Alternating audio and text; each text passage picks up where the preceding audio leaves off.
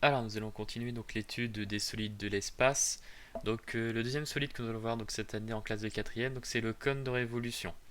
Donc comme son nom l'indique, ça peut vous faire penser aussi au cylindre de révolution qu'on a étudié en cinquième. Pour un petit rappel, on l'avait appelé cylindre de révolution parce qu'on faisait tourner quelque chose pour le créer. Le cylindre de révolution faisait tourner un rectangle autour de l'un de ses côtés pour créer donc ce cylindre. Et bien pour le cône de révolution, ça va être la même chose. On va faire tourner également une figure plane. Donc comme vous pouvez voir donc ici sur l'animation, on fait tourner un triangle rectangle autour d'un de ses côtés.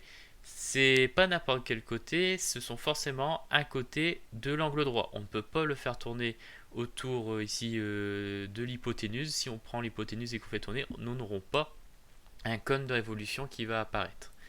Donc maintenant nous allons pouvoir compléter ça dans le cours. Donc au niveau du cours, au niveau de la définition, un cône de révolution est un solide obtenu en faisant tourner donc un triangle rectangle autour de l'un des côtés de l'angle droit. Donc d'où ici son nom de cône de révolution. Alors je vais faire beaucoup d'abus de langage maintenant, à partir de maintenant, je vais l'appeler seulement cône. D'accord, je ne vais pas rajouter le de révolution. Donc vous avez un schéma en dessous.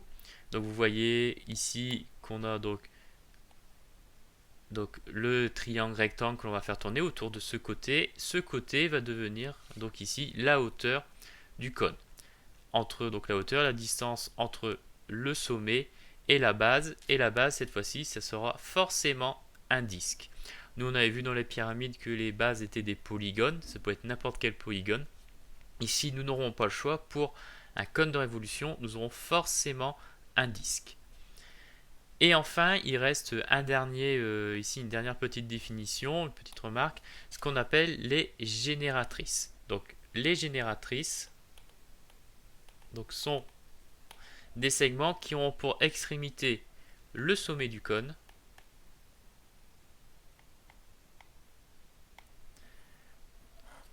et un point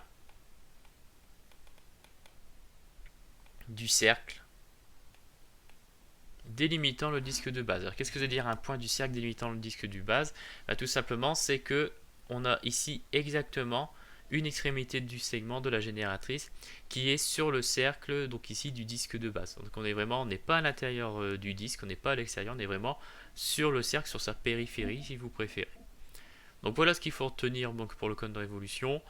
Un sommet, une base qui est forcément un disque, la distance entre donc, le sommet et cette base, ce sont la hauteur du cône, on retrouve encore une fois l'angle droit, et enfin un segment qui relie le sommet à un point du disque de base, un point du cercle délimitant le disque de base, c'est ce qu'on appelle une génératrice. Alors, en ce qui concerne le patron d'un cône de révolution, donc vous avez ici le patron final ici donc d'un cône de révolution. Là, c'est une figure un peu bizarre. Donc, le patron d'un cône est constitué donc d'une portion de disque.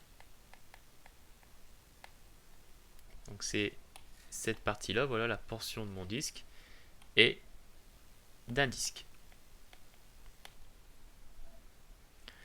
Donc, le disque, c'est forcément, donc, comme vous pouvez le voir ici, donc le disque de base, ici qu'on reprend. Et enfin, la longueur de l'arc de cercle sur la portion de disque, c'est-à-dire cette longueur-là, cet arc de cercle qui est ici, est égale à quoi? Eh bien, au périmètre